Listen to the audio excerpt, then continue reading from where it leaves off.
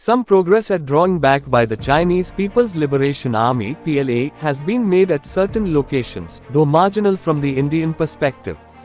China has been increasing the conflict gradient with every passing day, which is very evident. This includes renaming 11 places in Arunachal Pradesh recently, the second such attempt post-LAC transgressions and the third since the Doklam standoff of 2017. The Indian nation has to address its national interests and undertake all necessary steps in the mission mode as essential for the purpose. At the same time, both India and China are nuclear powers, and both have declared a no first use (NFU) policy for nuclear weapons. Then what should India do? The answer to this question lies in the Indian response to Pakistan in the form of a surgical strike across the line of control (LOC) in 2016 and after that in the form of the Balakot air strike across the LOC in 2019. Pakistani terrorists carried out a militant strike on a military camp in Uri on September 18, 2016, killing nearly 20 soldiers. India declared that it would respond at a place, time, and manner of its own choosing. Indian Army retaliated with the surgical strike on September 29, 2016, barely within 11 days, with the government of the day owning the decision.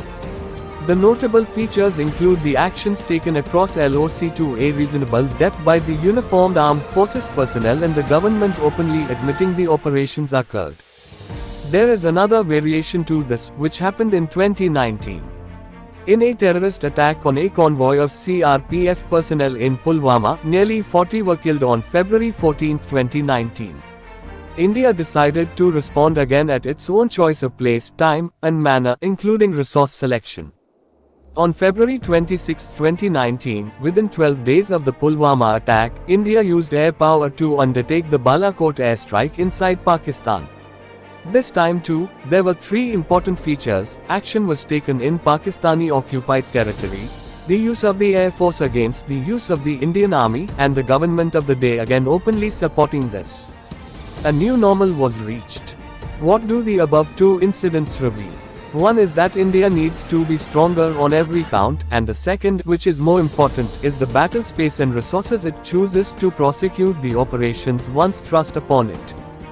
Given this, while all our effort is needed to strengthen our land and air forces, the favorable decision will likely come in the space of oceans once we analyze our relative strengths with China.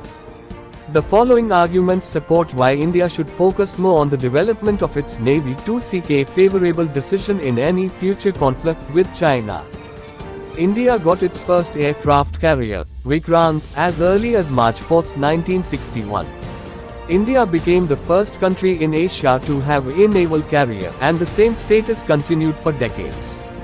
The Indian Navy gained experience in using this, as it was employed for the liberation of Goa in 1961. It is a different issue that India shied away from using this in the 1962 war with China.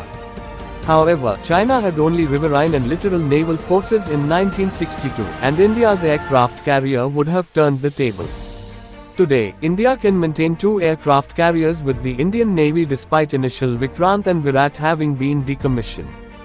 The new indigenous aircraft carrier, Vikrant, again adds to its capabilities and opens the possibility of more such aircraft carriers. The Indian Navy has been a blue water navy for a long time, while China is entering this domain now. Naval force superiority is in India's favor even as of now, and therefore it will be advantageous to seek the conflict in the oceanic areas.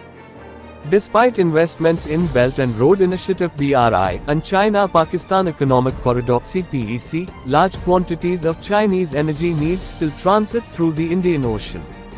Being a cost-effective transportation option, the situation will continue almost similarly even in the foreseeable future.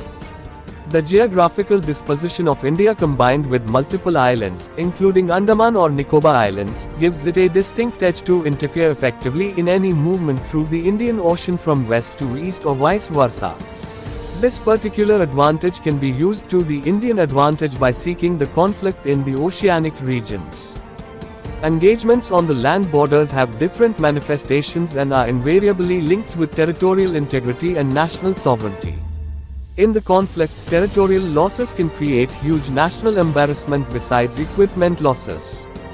as against these conflicts in the oceanic regions, more so in blue waters, may, at worst, result in losses of some equipment, but national sovereignty markers remain intact. It is advantageous to seek conflict with China in the oceanic regions against the land borders. Chinese are very sensitive as well as very vulnerable in the oceanic regions.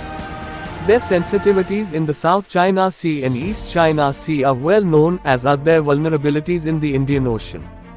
They can be forced to dissipate their naval combat power if the engagement is sought in the oceanic regions. China remains worried about the Indo-Pacific Oceanic region due to the involvement of the US, NATO countries and its neighbors including Japan, Taiwan, South Korea, the Philippines, Australia, and many others.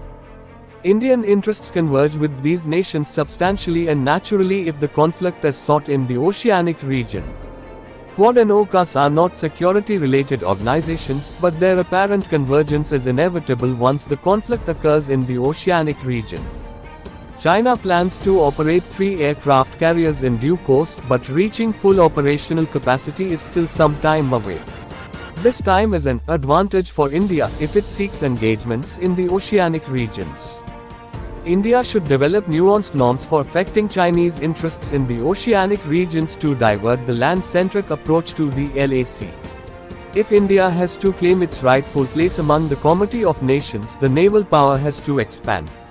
It needs more aircraft carriers in addition to converting multiple islands as static aircraft carriers. In addition to the above, there are multiple reasons why engaging China in the oceanic region will be in Indian interests. The cost escalation worries related to aircraft carriers can be reasonably addressed by indigenization and making the shipbuilding Indian industry more export-oriented. As military experts lament today for not using India's naval power in the 1962 war, there will be a similar feeling if the nation doesn't prefer engaging China in the oceanic regions as against the land borders. When India could select the method of prosecuting Pakistan in 2016 and 2019 differently, there is no reason why India can't change with China in 2023 and beyond in a different way in an area of its own choosing, selecting the oceanic region as the desired space while naval power being the prime resource to prosecute the conflict.